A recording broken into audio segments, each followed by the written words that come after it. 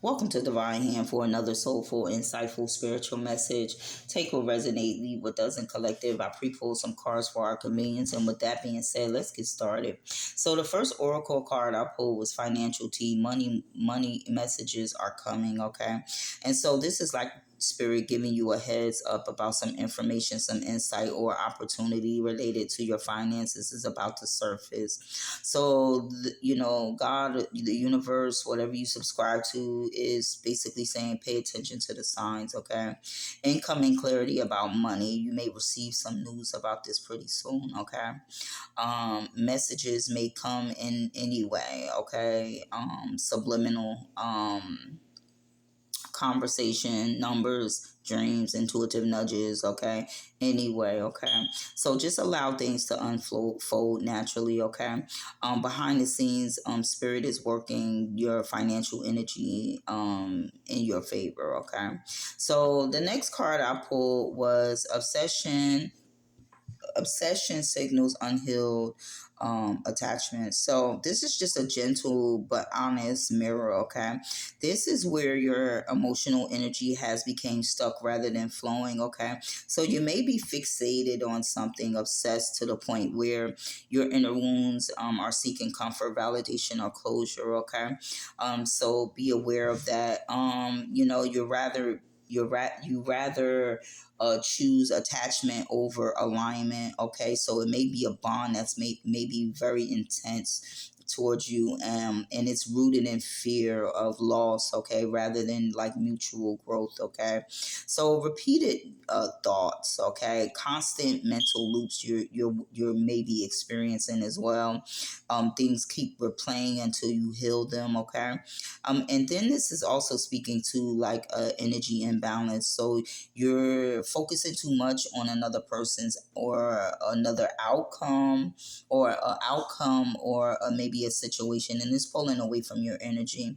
So spirit is inviting you to return that energy back to yourself, your own needs, your safety, and your worth, okay. It's basically the the obsession fades naturally when the lesson is integrated, okay? So then we have the dark night rising, okay? Transformation feels like loss. Awakening, shredding, rebirth. Okay, it's like the dark night of the soul, and so this is a very sacred thing. Okay, this is painful, right? This is like deep transformation. Okay, and this is like feeling lost, right? Something is ending not to punish you, but to strip you away from what was never truly aligned with you, okay? Your old identities is shredding, okay? Old roles, beliefs, attachments, coping mechanisms, they have to dissolve, okay? Or they're dissolving, one of the two, okay? This is the spiritual awakening. We are truly in a spiritual warfare. So, you may be starting to see the truth more clearly, even if the truth is uncomfortable, okay. So you're in a rebirth process, right? This is also you progressing when it comes to your rebirth, okay. A new self hasn't fully emerged yet, but this is the in-between space. So just embrace it, right? Just embrace it, okay. um, so I pulled some tarot with this, and the first card I pulled was the Seven of Wands. Okay, and the Seven of Wands is saying you may be. This is Leo energy. You may be like trying to stand your ground. Okay, this is like a resistance phase of the dark night of the soul. Like you kind of holding on to your old self, your old ways of thinking, your old ways of being, okay. This is, defending your truth, your boundaries, and spirit is trying to bring you up a level, okay, to a new frequency, and you're kind of resisting this. Now we could be talking about a Leo, okay. Then we have Aquarius, okay, and this is the Seven of Swords upright. And this is like the shredding part is what needs to be shredded. This part of you right here, okay? If this is you, collective, if you haven't already shredded it, okay? So this is just revealing, take what resonates, guys. This is just revealing illusions, self-betrayal, right? Self-deception, okay? Um, deceiving others, okay, either by your patterns, okay, or you're being deceived by others. This is the energy you want to try to clear out, okay, but you're kind of resisting it with the Seven of Wands is what I'm getting. And you know you can't things can't be hidden, they need to be released, okay? You can't hide things, you have to release them. Okay, but from what I'm seeing here, you're resisting right now.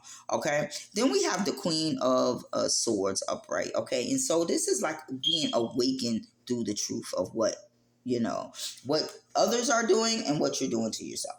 Okay, and the first thing is to look at yourself. And I know that's hard for people to do. Look in the mirror. You know what I'm saying? But this must be done if you want some type of transformation within yourself. Okay. Other than that, you'll stay in that like Seven of Swords. Trust me, you don't want to stay. Confirmation, thank you, Spirit. Trust me, you don't want to stay in that energy, okay? And so this is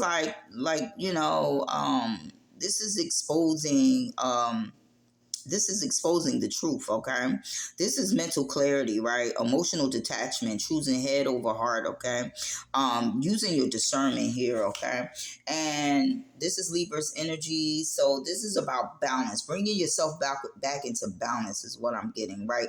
Through this dark night of the soul, okay? Through this obsession you may have over someone or an attachment, you're needing to heal those old wounds, okay? Whether they are abandonment, whether they are you had to defend yourself all the time against family, friends, or what have you. Whatever it is, okay? Now, this is the Nine of Pentacles, and this is basically saying this is Virgo energy, okay? So this is like you went within, and you realize that you're whole on your own, okay? This is a rebirth of your self-worth, okay? You are learning to stand whole, right? Independent, or maybe secure on your own, right? So the Dark Night of the Soul, the rebirth, the awakening, feeling like you lost something or you're gonna lose something. It's just restoring your confidence in your self-sufficiency, okay? Now, we have the Ten of Pentacles upright, and this is the higher award, right? This is like spirit handing this to you, okay? This is that transformation about long-term stability, legacy healing, and generational patterns may be ending, okay? Or need to end, okay? But it looks like someone is resisting. And, what you have, what you are going through benefits not just you, but it benefits your bloodline, okay? And so this is what Spirit is trying to get across to somebody, that the healing is a must, okay? And then we have the Moon card, and so the Moon card is basically speaking about those fears, right? The Moon card is the dark night of the soul, right? Subconscious, your intuition is heightening, okay? So trust the process even when you don't see the path is visible, okay? Is what Spirit is saying, okay?